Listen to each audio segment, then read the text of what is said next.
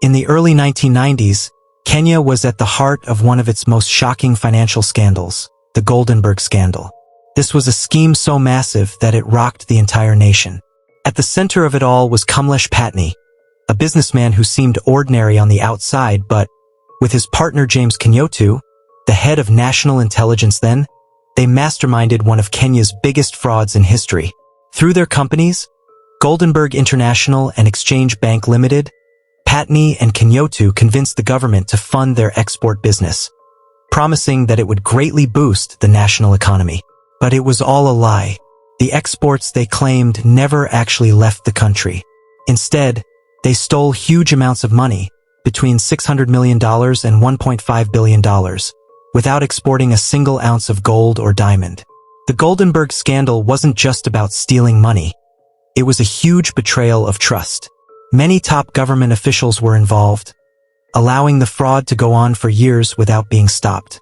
When the scandal was finally uncovered in 1993, the country had to face the ugly truth. Investigations pointed fingers at powerful figures, including the then President Daniel Arap Moi, but justice was never fully served. Most of those responsible escaped punishment, and the full story of the scandal remains unclear.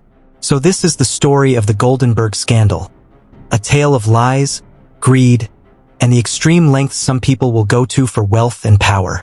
It all began under the regime of President Daniel Arap Moi, where an elaborate scheme was cooked by a businessman named Kamlesh Pattni, in collaboration with powerful figures in the government. The Goldenberg International Limited, a company at the center of the scandal, claimed to be exporting gold and diamonds to generate much-needed foreign currency for Kenya. However, the truth was far more sinister. In October 2005, after years of investigation, the 𝗏𝗏𝗏𝗏 government ordered a public inquiry, led by Justice 𝗏𝗏𝗏𝗏𝗏. The findings of the 𝗏𝗏𝗏𝗏𝗏 Commission were shocking. It revealed that 158.3 billion Kenya shillings had been drained through 487 companies and individuals, with Goldenberg International Limited alone receiving a whopping 35.3 billion Kenya shillings. In fact, part of his report read, and I quote, "The Goldenberg Affair was a cancer that burrowed deep into the soul of our nation. It stole not just billions but our trust, our sense of fairness, and the very idea that justice prevails. The scars it left run deep, a constant reminder of the greed that can fester in the shadows, but even the deepest wounds can heal. This report is a scalpel, laying bare the truth, and with it comes the hope. Accountability will be the cleanser then, and only then can we begin to rebuild brick by brick a Kenya where such a betrayal can never again take root." End of quote. As the investigation progressed, the scandal's web of deceit entangled some of Kenya's most prominent figures. On February 3, 2006, Justice 𝗏𝗏𝗏𝗏𝗏's report recommended that 𝗏𝗏𝗏𝗏𝗏𝗏𝗏, who had served as both Vice President and Finance Minister under Moi, face criminal charges for his role in the scandal. 𝗏𝗏𝗏𝗏𝗏, then serving as the Minister of Education under President 𝗦𝗏𝗏𝗏𝗏𝗏𝗏𝗏, saw his political career abruptly halted when, on February 13, 2006, 𝗏𝗏𝗏𝗏𝗏𝗏 announced his resignation in a televised address. But the fallout didn't stop there. The 𝗏𝗏𝗏𝗏𝗏𝗏𝗏 report also recommended further investigations into retired President Moi and implicated several others, including Moi's own sons, Gideon and Philip Moi. High-profile individuals like 𝗬𝗎𝗓𝗏 𝗏𝗏𝗏𝗏𝗏𝗏𝗏𝗏, Moi's lawyer, and Joshua Kiliai, his former personal assistant, were also ensnared in the scandal. The Central Bank of Kenya, too, was deeply implicated, with its former governor Eric Kotut, deputy governor Eliphas Riungu, and several employees found to have played significant roles in facilitating the illegal transactions. Now, to grasp the magnitude of the Goldenberg Affair, it's crucial to understand the political and economic turmoil of that era. The early 1980s had seen a series of upheavals: a failed coup, a constitutional amendment that established Kenya as a one-party state, and a slew of political assassinations. These events isolated Kenya from international aid, and as the nation's foreign exchange reserves dwindled, the economy spiraled into crisis. Faced with ballooning inflation and a plummeting currency, Kenya turned to the IMF and the World Bank for financial aid. The World Bank and IMF imposed strict economic programs on Kenya, just like we are seeing today,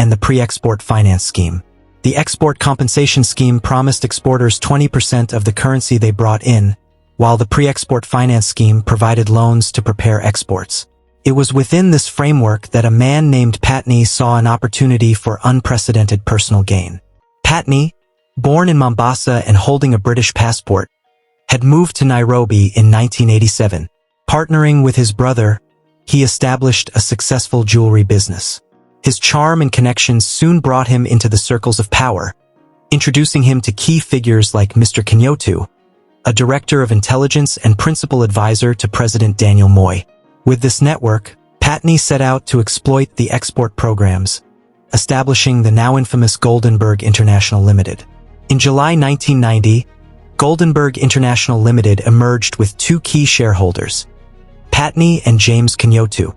Yet, Kenyatta was merely a front for President Daniel Moi, a puppet in a high-stakes game. The company's mission, according to its documents, was to engage in the import and export of minerals, gold, silver, diamonds, and other precious stones.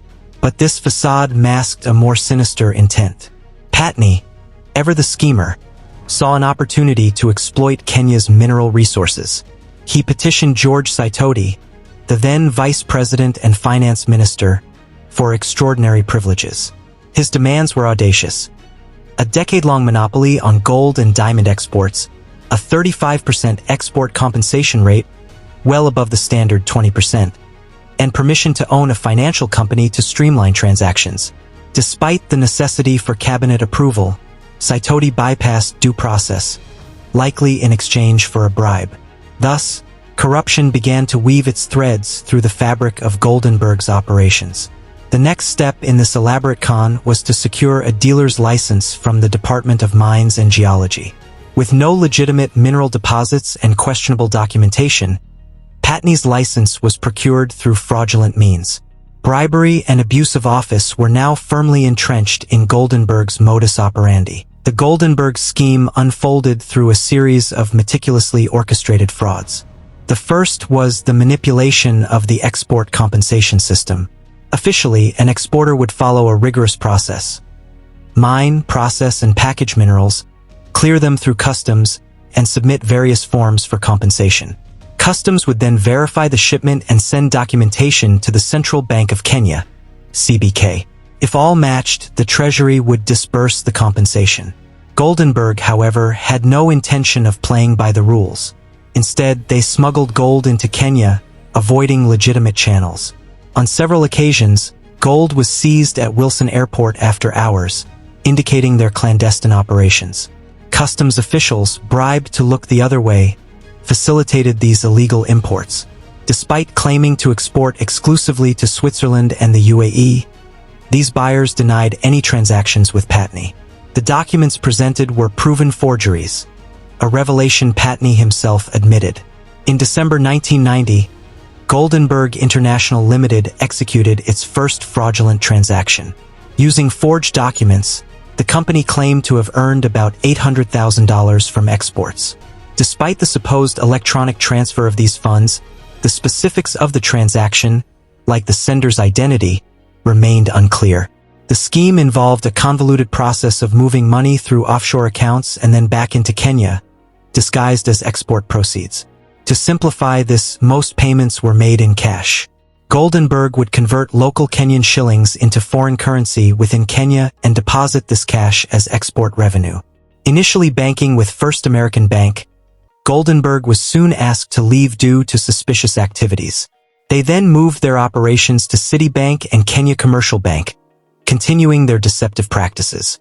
The fraudulent nature of these transactions was compounded by the involvement of the Central Bank of Kenya, CBK. Goldenberg's false claims were processed with the help of corrupt CBK officials, including Mr. Kenyatta, who facilitated the smooth operation of these illegal activities. These officials ensured that fraudulent documents from Goldenberg were approved, allowing the company to receive unwarranted compensatory payments. Through this elaborate fraud, Goldenberg claimed and received the 35% export compensation that was not rightfully theirs. This initial phase of the Goldenberg Affair resulted in a staggering loss of 7.3 billion Kenyan shillings, a figure we'll keep track of as part of the scandal's financial tally. The next phase of Goldenberg's deceit involved pre-export financing. Pattni, now realizing the full potential of financial manipulation, established Exchange Bank Limited, with major shares held by himself, James Kenyotu, and Mrs. Duksha Runner. This new venture claimed to have a capital base of 40 million shillings as it applied for a banking license from the Treasury. But just like Goldenberg, Exchange Bank's purpose was far from legitimate. On October 1, 1991, Exchange Bank Limited, EBL, officially launched, though it had begun its operations under questionable circumstances. Despite a regulatory requirement of 40 million Kenyan shillings, the actual capital invested was only 2,000 Kenyan shillings. This discrepancy highlighted early signs of financial misconduct, including breaches of banking regulations and false representation of the bank's capital. By June 1992, EBL had commenced its operations amid the already active Goldenberg Affair. The scandal, rooted in pre-export financing, involved elaborate schemes to exploit this facility. Ideally, this scheme required exporters to secure solid contracts and create bills of exchange, a form of promissory note endorsed by banks and verified by the Central Bank of Kenya. However, Goldenberg and its accomplices exploited this system by establishing multiple shell companies. These fictitious entities applied for loans through EBL and Post Bank Credit, another bank with ties to Goldenberg's network. Fraudulent bills of exchange were used, and EBL, failing to verify the legitimacy of these exporters, approved the loans. The funds were diverted to Goldenberg, resulting in a significant case of bank fraud and forgery. By the time the scheme was uncovered, Goldenberg had accumulated unpaid loans amounting to 4 billion Kenyan shillings. Another facet of the Goldenberg scandal involved the misuse of forex certificates.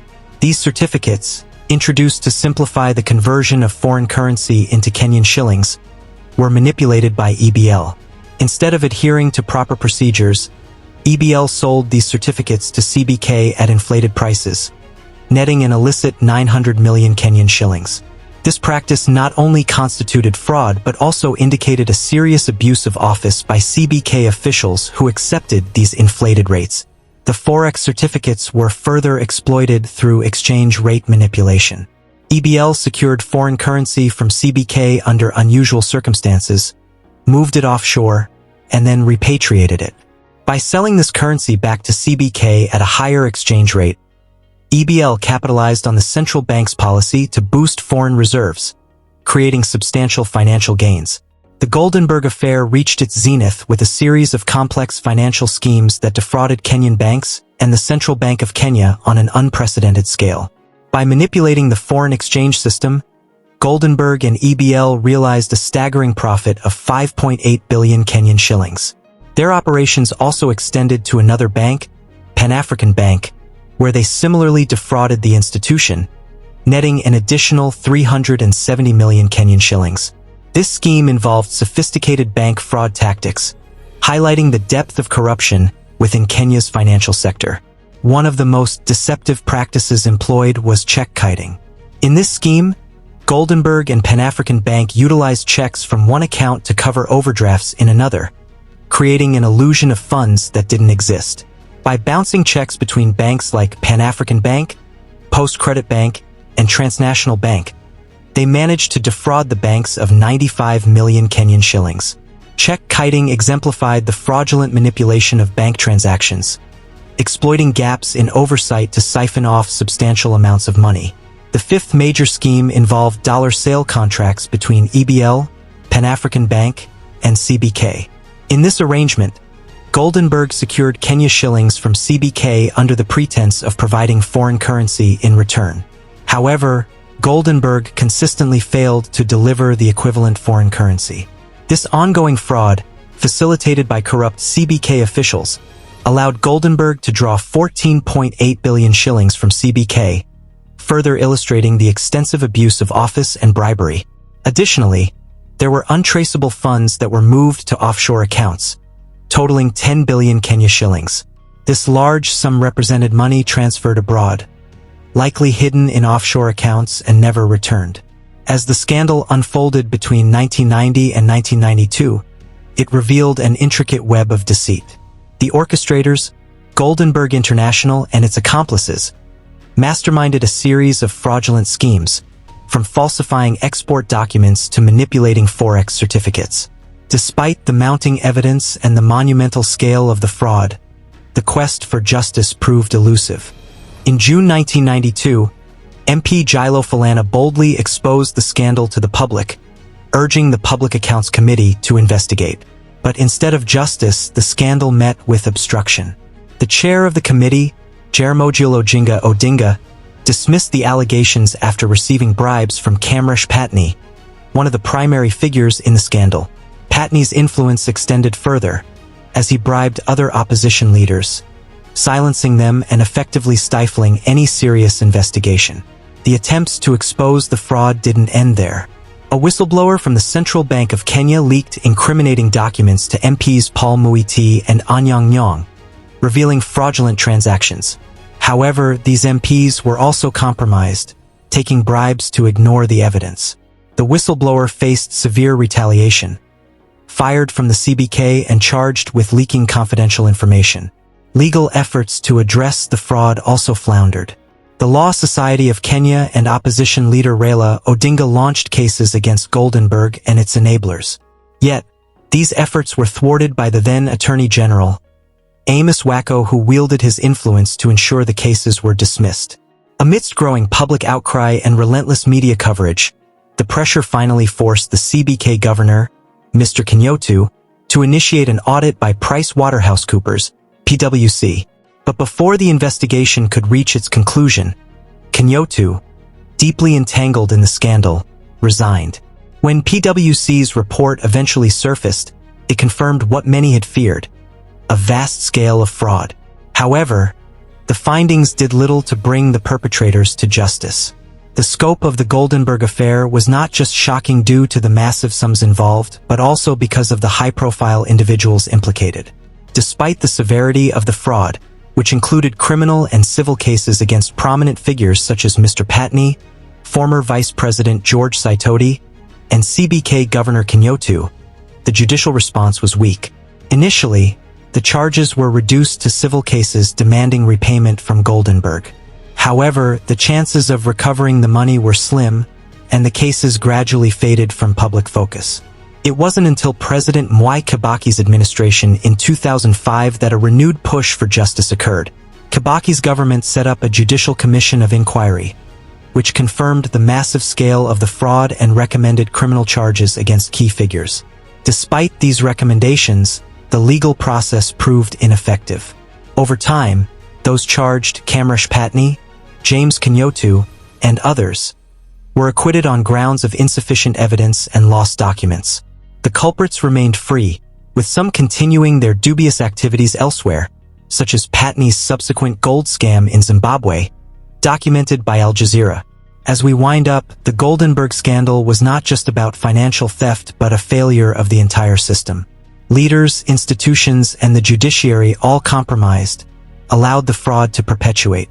It serves as a stark reminder of the need for accountability and transparency in safeguarding the public interest. Thanks for watching.